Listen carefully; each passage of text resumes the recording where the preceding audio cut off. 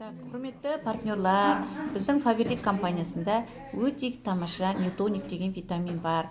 Бұл витаминнің ерекшелігі адамның миына көмектеседі, ұмытшақтықты кетіреді, сабаққа кішкене нашарлап жүрген балаларға көмектеседі, емтихан уақытында студенттерге сессия кезінде ішкен пайдалы. Күніне 2 рет ішуге болады.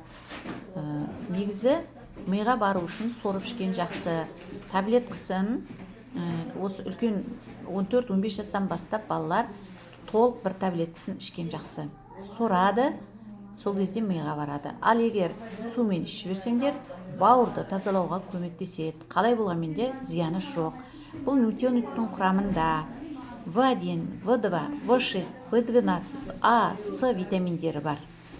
Ал егер кішкентай 5 жастан 6 жастан жоғарғы балаларға беретін болсаңыз, онда жарты таблетка бересіңдер күніне 1 рет. Өте тамаша витамин. Үлкендер сіздер қабылдағандарың дұрыс.